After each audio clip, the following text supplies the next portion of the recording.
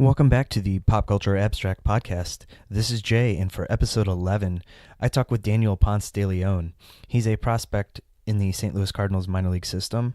We talk everything from being drafted multiple times to getting hit in the head with a line drive this past season.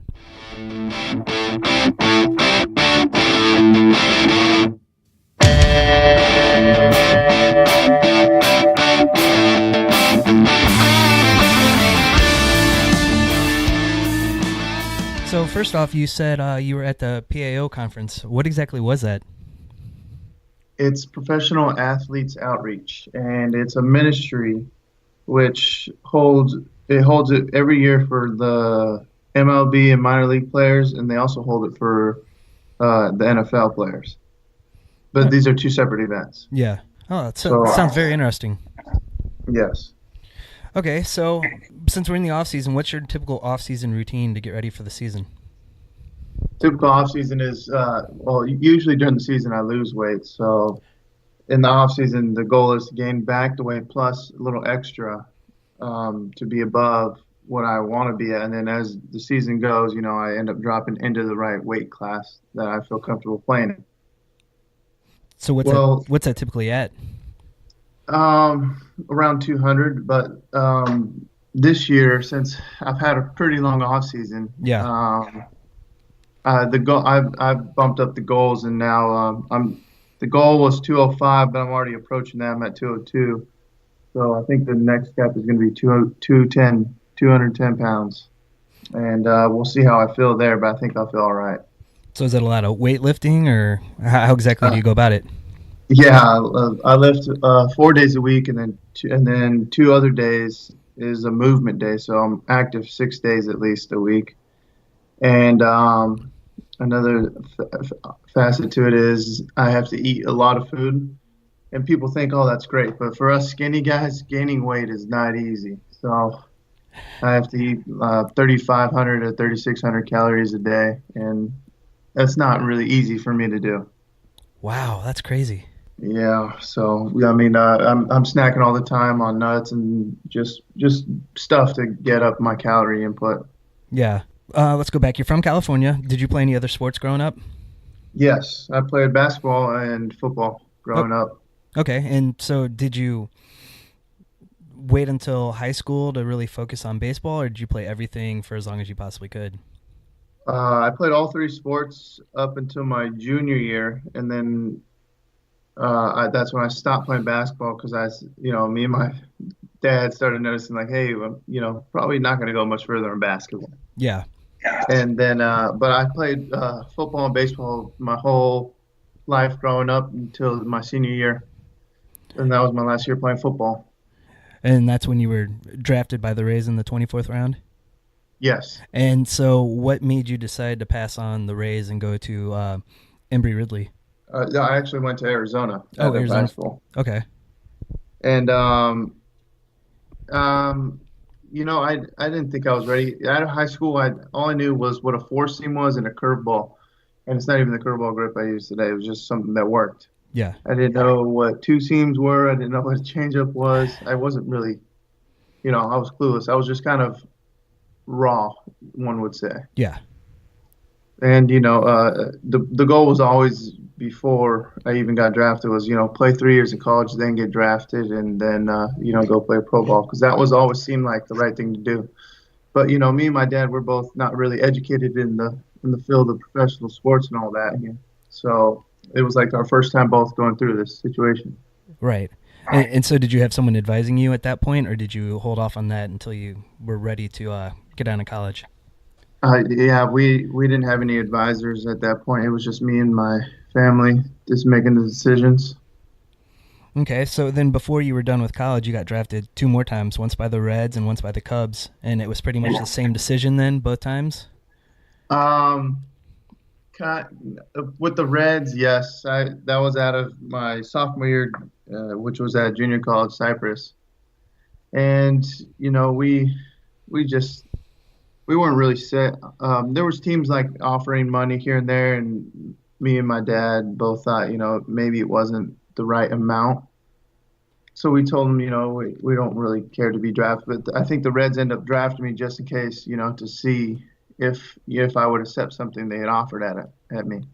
So we didn't really think about it. We just kind of turned down and moved on to Houston, or that's where I got drafted by the Cubs, and I was ready to sign then. So I actually did go to sign and signed what we call a term sheet. I ended up failing a physical for them. I didn't even know. They said they didn't like something about my nerve or something, my elbow. So they failed my physical, and the NCAA, since I signed the term paper, declared me ineligible to play in the NCAA. My amateur status was lost. Oh wow. Yeah, and I didn't receive anything from the Cubs, or nothing happened. Yeah. And so there was a long battle there, and it took a whole semester until the NCAA gave me the final ruling, and that's where I had to find a school to play, and that's where Embry Riddle comes along, an A&A school who doesn't really care about these dumb situations. Yeah. So then you had a good season and got drafted in the 9th round by the Cardinals? Yes. So what was your first impressions when you were drafted by the Cardinals? Yeah, you only hear good things about the Cardinals farm system and how they learn to grow players, so that was very exciting. Secondly, the scout who got me was Charlie Gonzalez, and he called me more than my own dad would call me during this process. So it seemed like they really wanted me. So that was nice, to be really pursued by a team. And then I looked on the history of the Cardinals, and man, they're one of the best teams historically. Yeah, they've had a lot of really good players coming through the years, and 120 years now. So you've worked your way up the system pretty quickly. What do you attribute that to? Hard work ethic, the coaching. There's tons of factors here, but one of them is, I would have to say, a little bit of the experiences I've gone through in college. Each college was a step in me growing, because I learned something from different places. Picked things from different places and learned how to fail and learned how to grow. So that was one. Two is, I got to give a lot of credit to Cressy and his guys over there, who is the guy who trains me in the off season the last 3 years, and he's been really helping me prep my body for each upcoming year and staying healthy. And another thing is the Cardinals. Yes, they have definitely invested their time into each player. They hold these camps now in the off season. They have a few guys come in, and they really build us and help us grow. So those are really the things there. So which guys have they brought in that have been most impactful to you? I know they have a lot of former players that come back and help out in spring training. Well, during spring training, you have Wainwright and just big time leaders with the club that they come down and interact with us down with the minor league stuff. And any of the big league staff is always available, and they always come down and talk to the minor leaguers. So right now, Jose Aquendo, who just got promoted, he's down working with us in these camps in the off season right now, and talking to us and teaching us, what it takes. Yeah. So have you been able to pick the brains of guys like Chris Carpenter or Bob Gibson or anybody like that? I have not spoken to Chris Carpenter about baseball yet, but he was at the PAO meeting, so we did get a little bit of bonding there. We were in the same core group, and he said he'll be around in spring training, so I look forward to talking to him about baseball, because that wasn't really more of a baseball sitting. We were in a different realm there. Right. In the PAO conference. So I didn't want to really bug him about baseball. Yeah. So the big thing Cardinal fan know you for is this year, the May 9th, the line drive to the head. What was the last thing you remembered when that happened? I remember everything, surprisingly. Yeah, everyone doesn't think I do, but yeah. I remember Rosario, he was my catcher, and he put down the one fastball outside. So naturally, I throw a two-seam. Threw it right where I wanted it to start, right down the middle. And instead of, two-seaming to the corner, it stayed right down the middle, and the guy smoked it. And I remember seeing the ball come up and hit me in the head. And then I remember laying there, and everyone surrounded me, and I'm like, come on, guys, let me get up, go to the locker room. And then I thought, all I had to do was practice concussion protocol. I didn't know it was going to be this severe. Yeah. And so you spent, 2 weeks in a hospital, 3 weeks, something like that? Yeah, a little over 2 weeks. It was in the hospital, and then I did a little outpatient there and pass a few of their tests so I could fly home and recover at home. So when you were in the hospital, I mean, what was going on with the organization? I know you said that the Cubs were very great about helping you out too. So what was going on at that time? One was the Cardinals. They were in contact with my dad, my family, and Mosaic was sending personal emails to my dad. Scott, who was the trainer at the time with Memphis, he stayed with me for about a week, I want to say, and he was a major help, and he was probably in contact with a lot of people. And eventually, at some point, Dr. Butler flew down, and he checked on me for a little bit, and he was pretty surprised about how well I was recovering. It was probably around the 2 week notice. And I mean, everyone, I've gotten phone calls and emails and letters from every Cardinal fan and staff. It pretty much caused you to miss all the rest of the season, correct? Yes. But I saw you were able to be with the team in the postseason and cheer them on. Was it good to be back with the team, or was it kind of painful sitting there watching them play? Oh no, it was awesome. I missed the guys. I mean, given most of them were in the big leagues at that point because Yeah. that team was that good. But yeah, there was a few of them left, and then even guys who came up I knew, and I mean, it was awesome to be around the guys. You miss it being at home watching them and sitting on the couch or slowly rehabbing. But I mean, I get back there and everyone was super friendly, and the coaching staff was very welcoming, and it was great to be part of the environment again. So I know that at that point you were doing a throwing program. What was like the rehab like for this? Because I mean, typically when you hear of baseball injuries, it's like time off and then you work your strength back up. But this is a little bit different than a typical baseball injury. Well, this type of injury is kind of a waiting game per se. You couldn't really do much until your skull was healed and your brain was healed. But so the way I attacked it was, get as healthy as possible with my body so it could focus on healing my brain. So once I got back to my home, I invested in just eating healthier, getting some supplements that, like good fish oil, just stuff for the brain and body. And I felt great after the 3 month mark. And once that hit, and then I got the last MRI showing that everything was all clear, everything was healed up, and I passed all these tests that they put me through to show that I was okay. That's when I started lifting. So there was no rehab besides waiting. And then once that was done, it's just like any other offseason: lift, run, throw, all the same. Just some general baseball things that I wanted to ask about. I know some players will follow their stats and follow like the advanced stats. Do you look at any of that type of stuff, like splits and anything like that? No, not particularly. I've looked at like what the averages against the righties and lefties, but I don't exactly look at the advanced stats. I I try not to focus on stats really. Yeah. Just try to strike as many guys out if I'm having a good day, and if not, then try to get as many guys out as I can. So you mentioned earlier that about the fastball and curve that you threw in high school. Now you have a slider and a change. What do you think is your best pitch? Oh man. Well, people call it a slider. I call it a cutter. So I say we can meet in the middle and call it a slutter. All right. And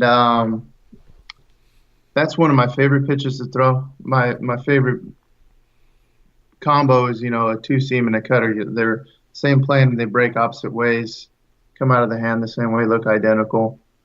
So I try to group pitches together when I throw them.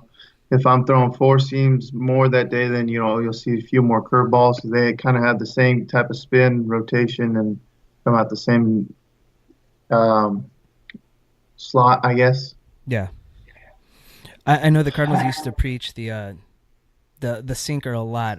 Do they still focus on everyone learning that, or is it more whatever you come in with and comfortable with, they work with you on? The Cardinals are getting good at adapting to each pitcher, I believe. They're looking at spin rates and all that stuff, and so they're trying to coach guys like, if you have a higher spin, you should be able to throw up in the zone a little bit better. Guys with lower spin, you kind of want to keep it down, the ball sinks better. And I like to do both. Yeah. I've been told I can spin it pretty well, so I like to throw it up in the zone. And my two seam's always been there for me, so I'm able to keep that down as well. And that's what I've been maximizing the most this whole the year in Memphis was I was able to move the ball up and down in the zone rather than just focusing at the bottom of the zone. What is a typical day for a minor league baseball player like? Well, usually you'll have a night game.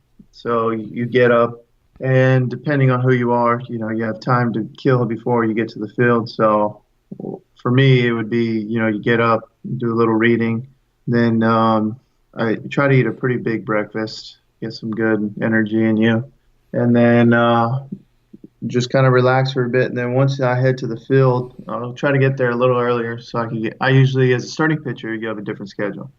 So I'll usually have a lift if I'm not throwing. You get in there early, get your lift done. Then you start. Then I head into the arm care stuff that the Cardinals have throughout the day, throughout the week. Sorry, and you get that done, and then by that time it should be time to get get on the field with the team, and then you go through that whole situation, and then you come back in, get a good meal in you, and then you get ready for the game.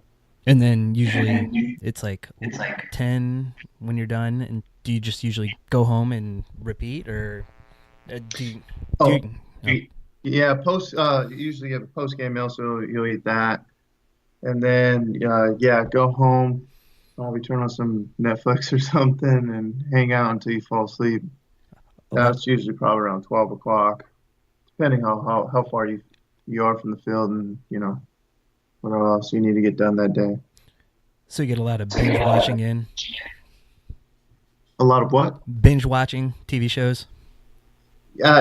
Sometimes, you get in those grooves of, you get stuck in some Netflix. So I try to avoid that most of the time. I didn't have my Xbox or anything with me this last year in Memphis. So it was more of just hanging out and reading. And I like to read and learn stuff about the body. So I read a lot of articles on that. It's really interesting to me. Yeah. So when you go to a new city, do you try to explore it on some of your off time? I know you don't get a whole lot. Yes, always. And if the city we get to has an In-N-Out nearby, I will be attending that. So I love In-N-Out. What happens when you go north and they don't have as many of them? Any other place you like to hit? Oh, no. If it's like a place where it has something famous, I will go. In Iowa, they have a famous burger place. I do not remember what it's called, but we went there. We had some shakes and some burgers, and it was pretty good. Nice. So baseball players always get asked for their autograph. What's your thoughts on giving autographs? I mean, is it a kid-only thing? Do you think I know there's a lot of guys that'll show up and hand you 40 cards to sign. So what's your thoughts on the whole thing? No, I have no problem signing autographs. Usually I'll sign an autograph at any time if you find me. The only time I will deny autographs is usually right before a start. If I'm on the field and I'm trying to get ready and, you ask for autograph, I'll tell someone I'll meet you after the game. But, yeah, I'm ready to sign anything for you guys anytime. But if a guy does come with me like 40 cards, I'll ask him, pick his favorite ones. Yeah. And I'll sign those. And I don't like signing like 4 of the same card in a row, so I'll get a couple out there for him. But usually I ask what the favorite cards are. All right. So what are your goals for 2018? What everyone else's goal is, pitch in the big leagues. It seems like you got a pretty good shot at that, but it looks like there could be some spots opening up in front of you on the depth chart if a trade ever happens that has been rumored all off season. What is your main thing to focus on to get to the majors? I mainly focus on myself. If you start looking at all the trades and moves and all that stuff, you'll get caught up in that stuff, and you could either get depressed, mad, all that stuff. You see it happen to some other guys. So you try to just focus on yourself and focus on what you can do, and that's pretty much been it for me this whole off season. The Cardinals, it's a business, so they're going to make their decisions on what they think is best for the organization. So what I got to have to do is I have to prepare me for whenever I get my chance to go pitch, and I'm going to do as best as I can. So with the lost time from this past season, do you feel like you have some ground to make up to catch up to some of the guys that might have passed you over the season? Yes and no. That's a tough question there, but yeah, I feel comfortable where I'm at. Finishing how strong I felt and how strong I feel now that entering into spring training. I feel pretty confident in my stuff and what I can do. So, I mean, I'll be ready for whenever the opportunity does show. All right. Well, thanks for taking some time to talk to me. Yeah, thank you for having me on here. Not a problem.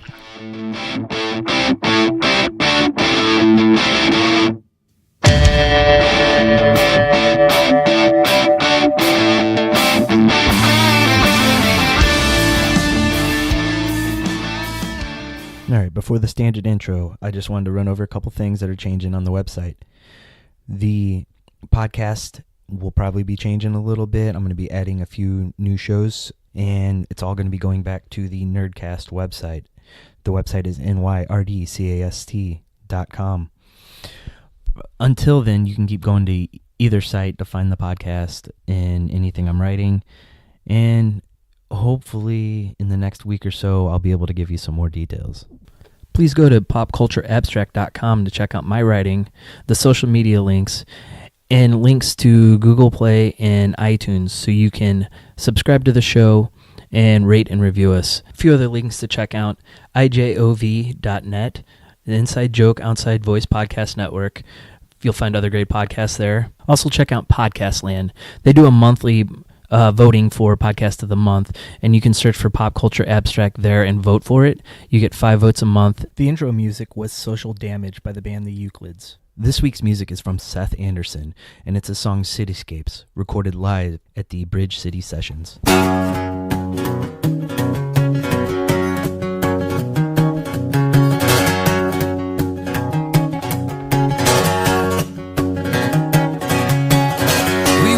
Much for answers, two lost souls trying to fight the truth.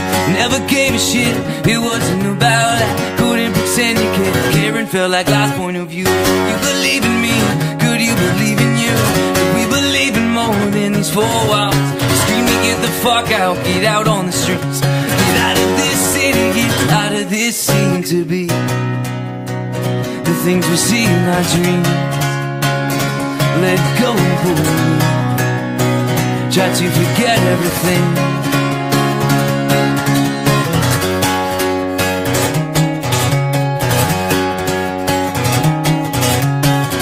Soaring eyes, welcome December. Screaming black and blue and gold with radiant blue. Got so fucking cold, just wanted to escape from this lively soul disconnection, drowning in space. That you need is love, all that we need is love. Over and over till I cannot speak. You know I believe, I wanna believe. You just wanna leave, so tell me what's that mean to me? When we used to be free, now all that we do is scream. Fight the night with the pain, but we just want to give, just wanna give everything. See what new days bring. Try to forget everything.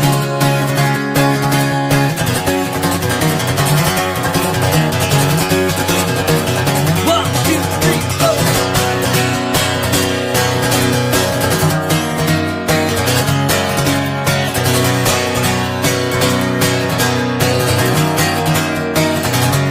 Oh,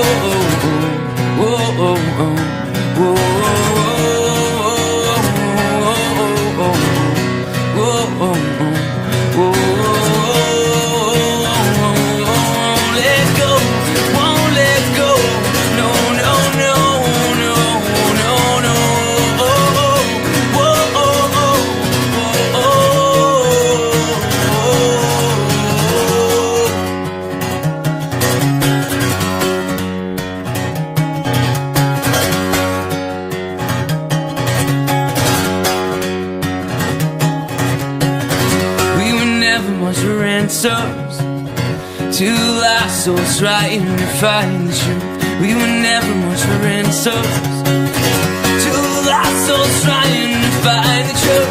We were never much for souls, two lost souls trying to find the truth. We were never much for souls, two lost souls trying to find the truth. We were never much for souls, two lost souls trying to find the truth.